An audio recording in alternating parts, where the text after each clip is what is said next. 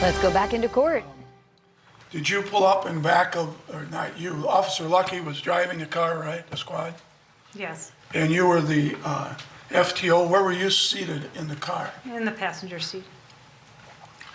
And tell the jury what you remember about first seeing the white Buick on that day, approximately 2 p.m. And I talk was- slowly. Officer Luckie and I were driving south on Zane Avenue North. We were talking about pursuit policies, doing some regular FTO training, and he observed a vehicle in the turn lane with a blinker on inappropriately. And was that the white Buick? Yes, And did you have a conversation with him about that? yes. And what was that conversation? We discussed a little bit of suspicious activity. He noticed a pine tree or air freshener hanging from the rearview mirror, and the tabs were expired. And did you stop that vehicle? Officer Luckie wanted to stop the vehicle, yes. And let me ask you sort of a hypothetical. If you had been working alone that day on Sunday afternoon at 2 o'clock, would you have stopped the vehicle for? Objection, relevance, false or speculation. I can't even finish the question, Your Honor. All right. That's not fair. The It's ob- simply, they know how to try a lawsuit, I would Okay. think. The objection is overruled. You may answer.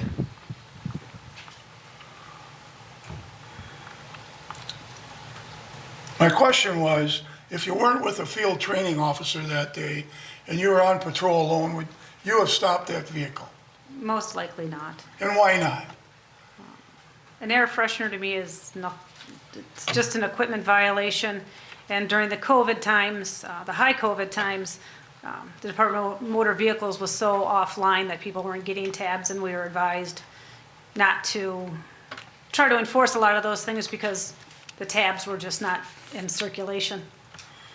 Okay, but you did stop the vehicle, right? Yes, part of field training is that my probationer would make numerous contacts with the public throughout the day. And what happened after the stop? Or if you remember, go ahead. Before Officer Luckie stopped the car, he ran the vehicle, confirmed that the registration was expired and that the registered owner had a petty misdemeanor type warrant for some type of drug offense. And that was the registered owner of the vehicle. Yes, So after you did that while you were still in the squad car and not, yes, it's part of the multitasking that a probationer will have to do, is run a vehicle license plate, call into dispatch, and initiate their lights. okay, and try and talk a little slower. I know you're probably nervous, but I'd like to get all this in. All right? Yes, sir. Okay, so you stopped the vehicle, is that right? Officer Luckie initiates the traffic stop. And what happened after he did that? The vehicle stopped kind of in an entrance to the church on 63rd, and he got on the PA and told the vehicle to pull ahead just a short distance. Was that because he was parked in the driveway of the, Yeah, and I think there was a vehicle trying to come out, as I recall. okay. What happened next? Officer Luckie and I exited our marked squad car. Officer Luckie walked up to the driver's door, and I stood at the right rear corner of the white Buick. So you did get out of the car. Most definitely. And why did you stand where you were standing? Part of it was so I could see where Officer Luckie was, and to provide cover to see what else was in the vehicle. In your experience of 26 years and being a patrol officer all those years, is stopping any vehicle at any time that you don't know, does that be considered a dangerous situation? Yes. Why? Sometimes there's guns in the car, sometimes there's uncooperative people. You don't know who you're stopping. Yeah, because you don't know, right? Right. So while you were standing there in the rear of the vehicle, did you hear what Officer Luckie said? I could hear parts of the conversation. He didn't seem to be in any distress when he was asking questions. He took out his notepad and it looked like he was writing down something which would end up being a name and a date of birth. Okay, and after he did that, did you two go back to the squad car? Yes. And at some point in time during the stop or right after it, did Officer Luckie do anything in connection with obtaining another squad car? Yes, he called for a second car to come. What is that about? What? It would just be a backup officer. The registered owner had a warrant of some nature. It wasn't a bad warrant, it was just a regular petty warrant, which would still, you'd want a second officer. Or I guess in this case, a third officer. Officer Luckie and I are considered only one officer. And why are you and Luckie just one officer? Because he's in field training and he's a probationary employee. All right. So did the third officer, Officer Johnson, arrive at some point in time? Yes, Sergeant Johnson arrived. And was that before you looked up in the computer about this driver of the vehicle, or after?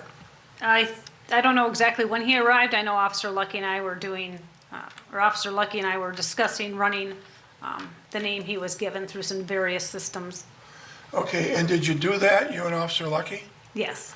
Was there any correction that you told him about during this time that he shouldn't have put the name in one? He had gone to the Minnesota, because the driver didn't provide him with any government-issued ID, he would have had to verify some information to run him properly in our system through TriTech. So you run them sometimes through Minnesota DVS. With just a name and a date of birth, it'll give you a Soundex hit on various people with that either same name or common name with a date of birth. So did you correct him on that? We were talking about, I don't know if I corrected him on it, but So what happened after that? Did he you- would copy the OLN, which is a driver's license number, off the screen and then put it into our TriTech system or CAD, and that would run him through the state for driver's license and warrants and other hits. And did you find anything about the driver? The driver came back with a suspended driver's license, gross misdemeanor, bench warrant for weapons, and a protection order. So a gross misdemeanor for weapons ordinance, what went through your mind, if anything, when you read that? It would be concerning that there'd be a weapon on the person or in the vehicle. And why would that be? In my experience over 26 years, I have found guns in cars, either by accident or by them just sitting out in plain view. And what about a person with a weapons warrant? Would that- They're more likely to be carrying a weapon or have a weapon access to them. So, what about the temporary, was it a temporary restraining order that came up? Was that it? Or- Yeah, I think they're called ex parte orders. It would be a temporary protection order until the parties would either have a court hearing in front of a judge to make it a permanent order. And there would be a name of a female on that? Yes, order? there was. And was there a female in the Buick or in the automobile that was stopped? Yeah, in the front, yes, in the front passenger seat. So after you learned that, did you also learn something, did Officer Luckie tell you something about drugs or marijuana? When he initially got back to the car, he told me there was a obvious smell of marijuana and some seedlings or shake residue on the center console and inside the vehicle. Okay. So with all of that information, what did you do next? We told, Officer Luckie explained to Sergeant Johnson what was going on. I corrected. Where was Sergeant Johnson? Was he in your squad car? He was standing at my passenger door. Go ahead. And Officer Luckie was explaining to Sergeant Johnson what was happening and what he wanted to do. Officer Luckie only told Sergeant Johnson that he had a warrant. And I told Officer Luckie that he needed to tell Sergeant Johnson what the warrant was for. A weapons violation warrant would be cause for care and concern. All right. And after that conversation, what happened, if anything, next? We got out of the vehicle. Sergeant Johnson was going to the passenger side. And Sergeant, Excuse me, don't mean to interrupt you. Back up a little, I'm getting ahead of me. What was the plan when you got out of your vehicle with Luckie and Johnson was outside? What was your plan? The plan was for Officer Luckie to get the driver into custody for the warrant, and we'd further investigate with the female who she was and if she was the petitioner or the subject of the restraining order. Were you required by policy and law in learning about that warrant to arrest the driver of that car? Yes, it was an order of the court. And with respect to the restraining order, or whatever you called it, did proper police procedure that you knew of for 26 years required to find out who that lady was? Yes, And why would that be?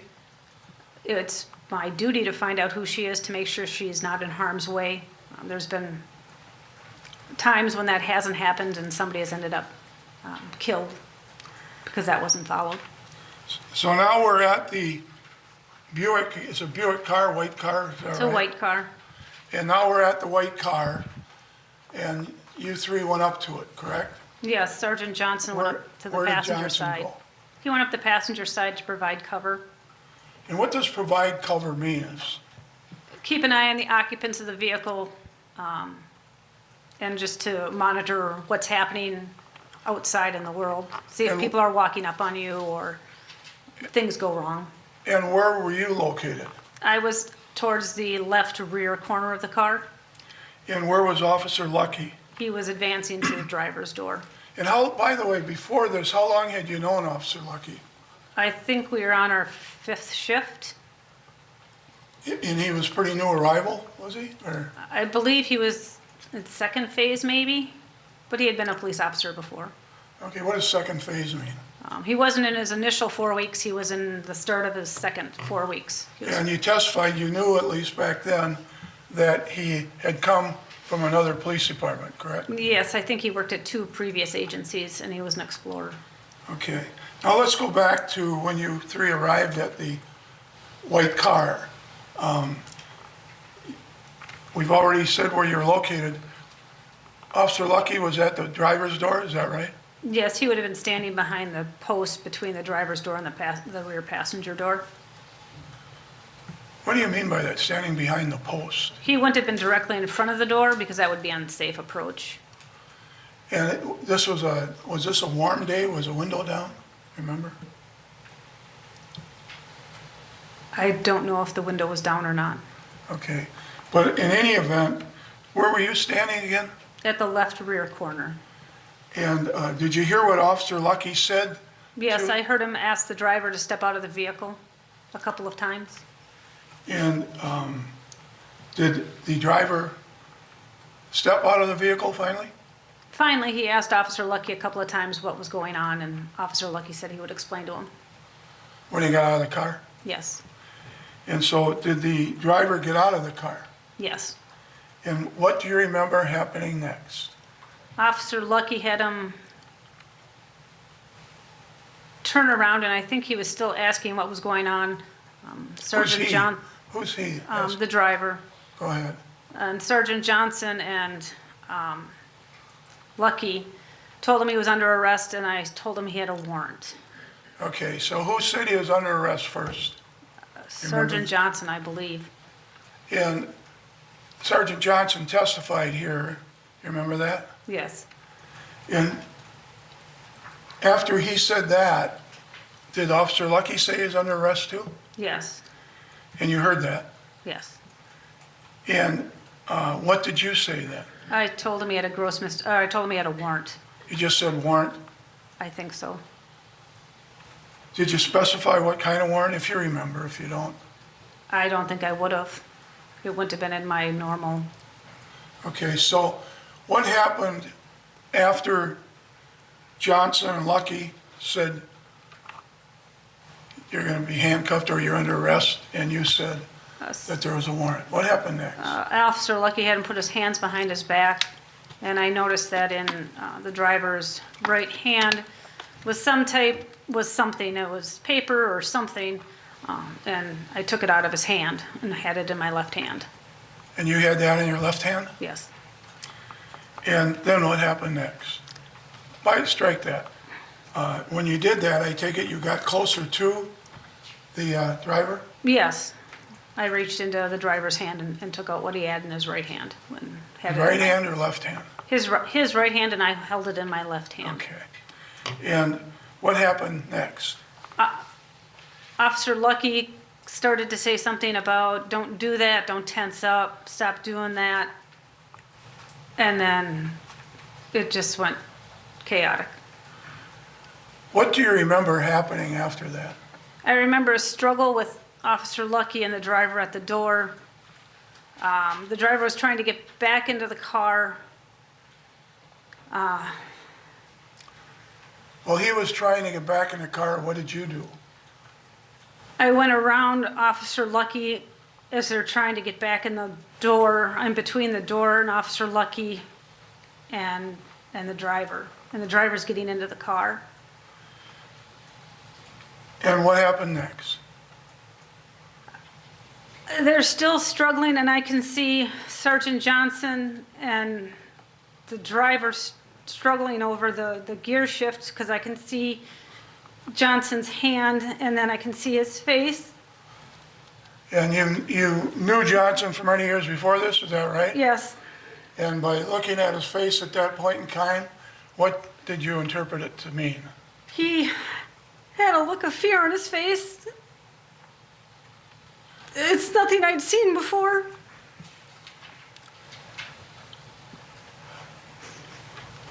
Did you say anything when you saw this?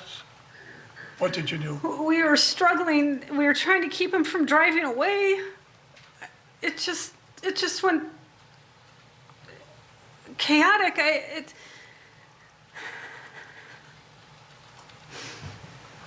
And then I remember yelling, "Taser, taser, taser," and nothing happened. And then he told me I shot him.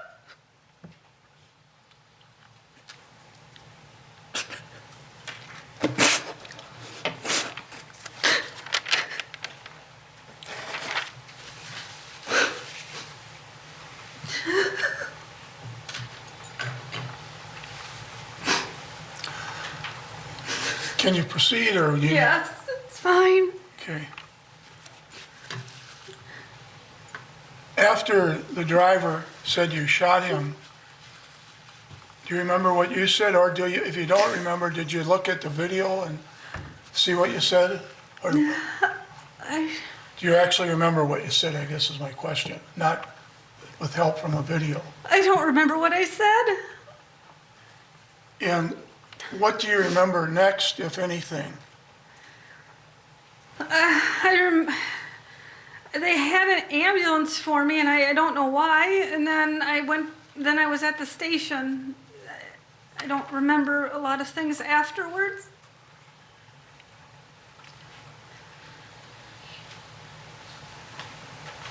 Do you remember saying something about prison? No. If you did say that, do you have any idea now why you would say that? No. Was the climate back then about police officers a little rough? Objection, Your Honor. The objection is sustained. All right. You don't remember saying it, No. and you don't know why you said it. No. Do you remember the response that our Sergeant Johnson or Major Johnson gave you? No. And when next do you remember what happened, if anything, if you remember? I remember getting an ambulance, and then I was at the station.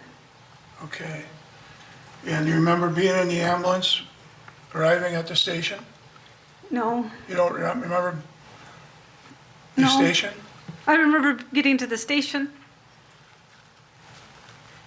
Once you got to the station, do you remember what happened next? The next thing I remember is Officer Fricky was in the room with me And where were you located? Do you remember that? in the front office. Okay. In the front office room, do you remember, were you sitting down, standing up? I was on the floor. And after that, at some point in time, did your husband show up? Yes. At what time do you believe, from back there, April 11th, at what time do you believe that your memory came back to you?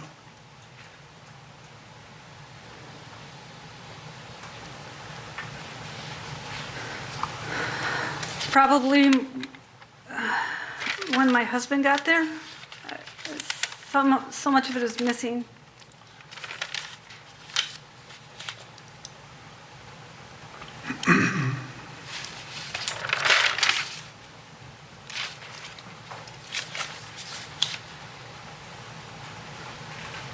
After that night, and for the last few months, have you been in therapy? Yes.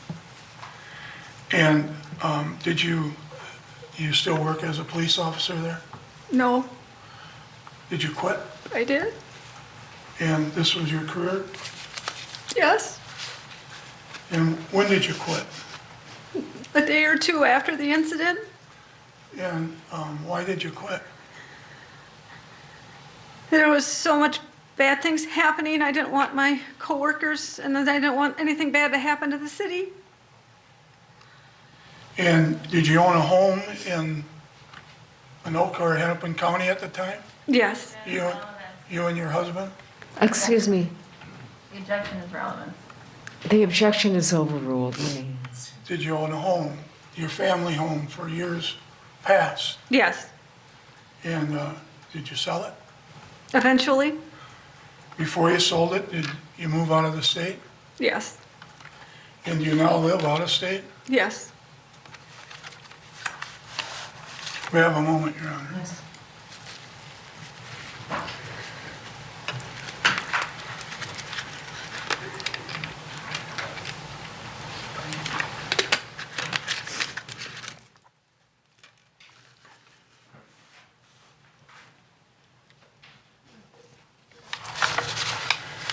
Thank you. I'm done, Your Honor. Cross.